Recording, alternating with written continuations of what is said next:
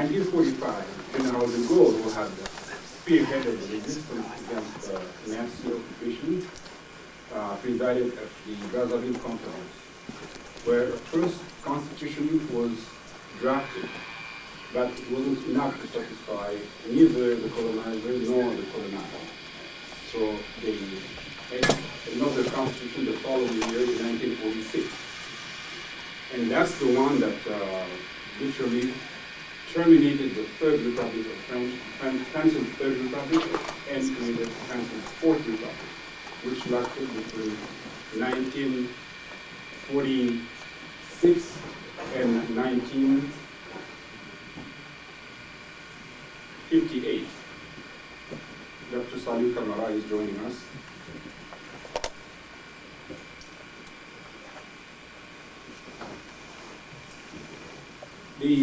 In the aftermath of the Second World War, France had to let go and allow its colonized to create parties and rule or lead parties.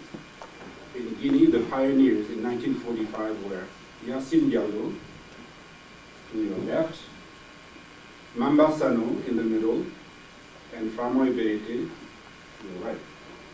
These are the pioneers of party politics, or partisan politics in Guinea. The year the second constitution of the Fourth Republic was voted, the elite Africans colonized by French met in Bamako in October 1946 and created the Rassemblement Démocratique Africain, RDA, which was a kind of movement, but that spearheaded the evolution, the political evolution of French West Africa, all the way to 1958-60. The founder was Houphouët-Boigny, Félix Houphouët-Boigny, first president of Côte d'Ivoire. But because of the new constitutional framework, multi-party politics arrived in French West Africa. However, this was not simply a relationship between colonized and colonizing. The Cold War had begun in earnest, and the third player was influenced from the Soviet bloc. So new ideas about the analysis of imperialism, capitalism, were quickly picked up by the elite. Those are the people who went through the French or British schools and earned degrees, became doctors, not doctors, teachers, nurses, clerks, mid-level kind of graduates.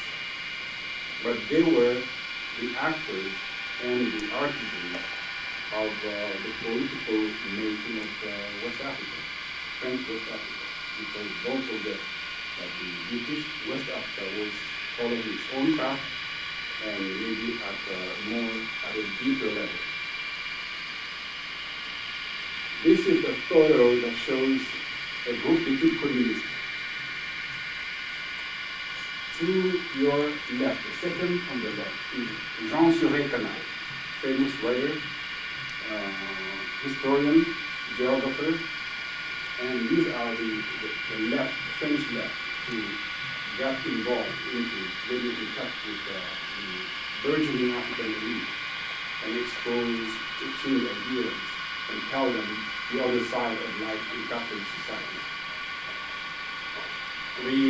The area leadership, as shown in this picture, was led by Houphouët-Boigny, and his lieutenant was Ouazel Coulibaly, both of them from Côte d'Ivoire. Then you have from Guinea, the left, Sékou Touré and Saifullah Diallo, and from then Sudan, now Mali, Mamadou Konaté, and from Central African Republic, Félix Chikaya, Gabriel Lizette from Chad, Modibo Keita, Sudan then, Amani Dori, Niger. These are the leaders that somehow started the political revolution and devoted their lives to party politics. We will see maybe in discussion that their emphasis on politics was imbalanced. They forgot the economic educational aspects of development, and that's also part of the predicaments of today's Africa. An overwhelming landslide victory. This is the picture of the territorial assembly of 1957. Up front you have the taller guy, Saifullah Jallow, and to the next to him, Sekou Touré. Here, on this side, where is my pen? Can you see this? See it on the light. Okay. All right. Well, I don't want to go too much in detail, but I want to draw your attention to the fact that this picture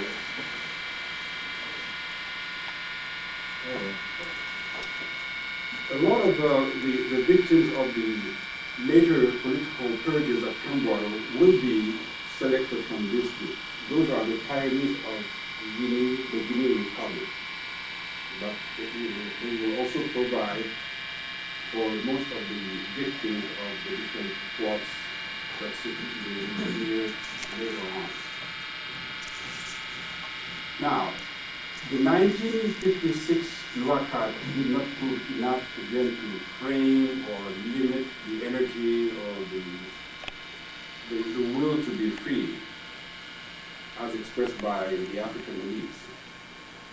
So on May 1958, the 13th of May 1958, there was a coup d'etat in Paris, France. President René Coty, the last president of the Fourth Republic, was toppled, and General de Gaulle was ushered in by the military, and he decided to draft a new constitution and the Fourth Republic, and create a new republic, the fifth, which is the current Republic of France. The constitution was drafted between July and maybe June and September, and General de Gaulle decided to tour the colonies to sell his project, the Constitution of the Fifth Republic.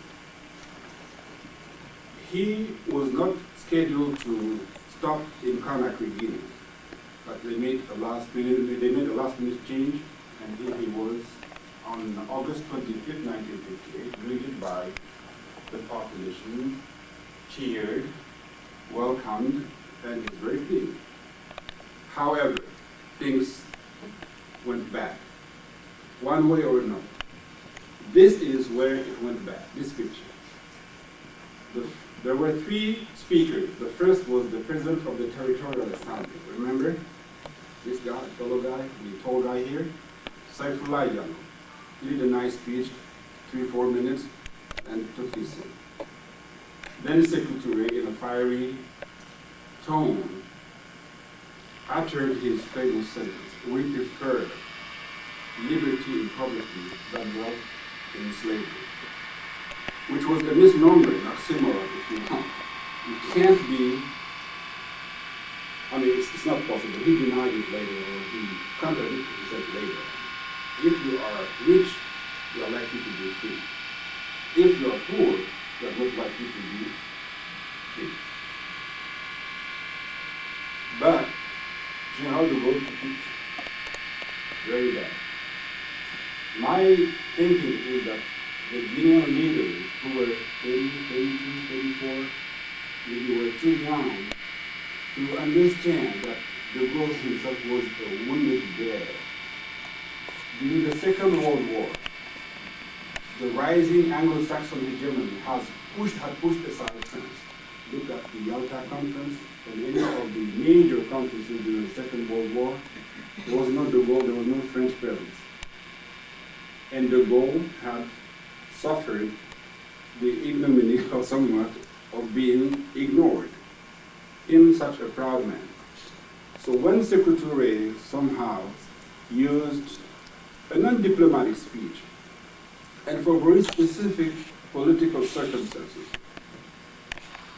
during his tenure as Vice President of the Council of Government from 1957 to 1958, Sekou Touré himself had drifted from the left to the right. And the unions, the teachers' union, and the students took him, challenged him, said, "You are betraying the revolution or the emancipation," or rejected the constitution proposed by de Gaulle, and it chose to become a republic.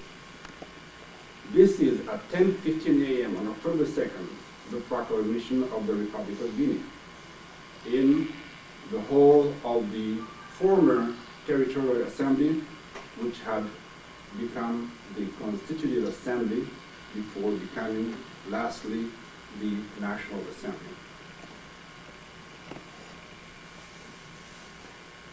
The same year, the small opposition party, PRA, Parti du Rassemblement Africain, led by Gawad to your left, Bari Gawadu, Keita Kumanyan in the middle, and Bari Toa to your right, decided to join the ruling party, PDG, and that was the birth of the one-party state in Guinea, and that's the price we're paying today.